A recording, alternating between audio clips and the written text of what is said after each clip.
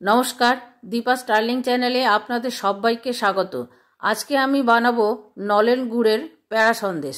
শীতকালে নলেন গুড়ের সন্দেশ না খেলে ভালো লাগে না। বাজার থেকে কিনতে গেলে দামটা অনেকটাই বেশি পড়ে। আপনারাও খুব সহজে বাড়িতে বানিয়ে নিতে পারেন নলেন গুড়ের প্যাড়া সন্দেশ। দেখে নেওয়া যাক প্যাড়া সন্দেশ বানানোর ভিডিওটা। এই প্যাড়া সন্দেশ বানাবার জন্য প্রথমে আমি ছানাটা রেডি করে নেব। সেই জন্য প্যানের মধ্যে একটু জল দিয়ে 1 লিটার ফুল ফ্যাটযুক্ত দুধ দিয়ে দেব। ফুল ফ্যাটযুক্ত দুধ হলে ছানাটা বেশি ভালো হয় আর সন্দেশটাও ভালো হয়। এখন দুধটা ফুটে ওঠার জন্য অপেক্ষা করব। এদিকে একটা বাটির মধ্যে নেব 2 টেবিল চামচ ভিনেগার আর 6 টেবিল চামচ নেব জল। দুধটা ফুটে উঠেছে, এবারে গ্যাস অফ করে একটু একটু করে ভিনেগার দিয়ে ছানাটা কাটিয়ে নেব। গ্যাস অফ করে ছানাটা কাটালে ছানাটা অনেক সফট হয়, তাতে সন্দেশ ভালো হয়। ভিনেগার দেওয়ার পর এইরকমভাবে নেড়ে যেতে হবে। নাড়তে নাড়তে দেখুন জলটা সেপারেট হয়ে গেছে, ছানা তৈরি হয়ে গেছে। এবারে একটা পরিষ্কার কাপড়ের মধ্যে ঢেলে জলটা আলাদা করে নেব। কিছুটা ঠান্ডা জল দিয়ে ছানাটা ধুয়ে নেব, ভিনিগারটা বেরিয়ে যাবে সেই জন্য। জলটা চেপে চেপে বের করে দেব।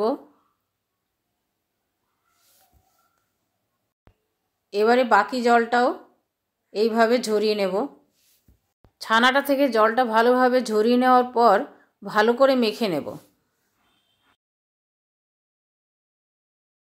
ছানাটা এইভাবে সুন্দর করে মেখে নিলাম।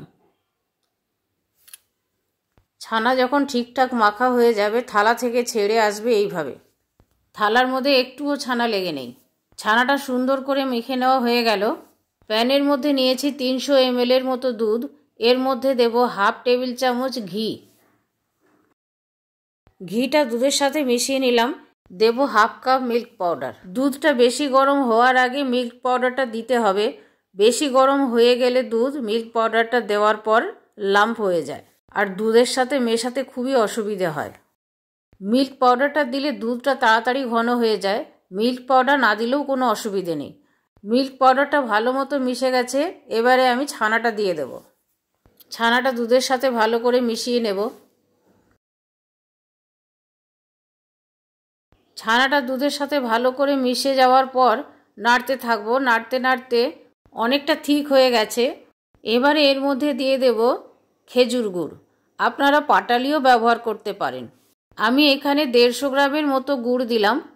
গুড়টা দেওয়ার পর পাকটা আরও পাতলা হয়ে গেল। এটা নেড়ে শুকিয়ে নিতে হবে। কিছুক্ষণ নাড়ার পর পাকটা হয়ে এসছে। আরও কিছুটা শুকিয়ে নিতে হবে। যখন পাক ঠিকঠাক হয়ে যাবে প্যান থেকে এইরকম ছেড়ে যাবে। দেখুন প্যানে লেগে থাকছে না, তলা থেকে ছেড়ে আসছে। পাকটা প্রায় হয়ে এসছে।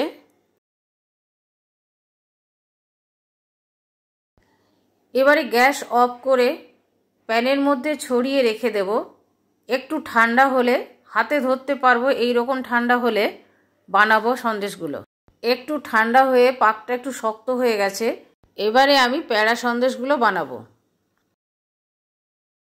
একটু একটু করে নিয়ে এইভাবে প্রেসার দিয়ে ওপরটা মসৃণ করে নেব।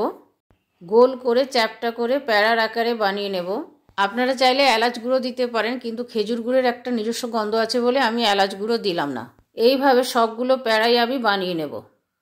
আপনারা এগুলো সন্দেশের আকারেও বানিয়ে নিতে পারেন। পাকটা একই রকম হবে। নলেন গুড়ের প্যাড়া সন্দেশ খেতে খুবই ভালো লাগে। সবগুলো প্যাড়া সন্দেশ বানানো হয়ে গেল। ওপর থেকে একটু এলাচ গুঁড়ো দিয়ে দেবো। আপনারা চাইলে বাদামও দিতে পারেন। আমার এই প্যাড়া সন্দেশ রেসিপিটা আপনাদের কেমন লাগলো কমেন্ট করে কমেন্ট বক্সে জানাবেন। ভালো লাগলে প্লিজ একটা লাইক করে দেবেন, শেয়ার করবেন আর সাবস্ক্রাইব করে বেল আইকনটা টিপে দেবেন পরবর্তী নোটিফিকেশনের জন্য।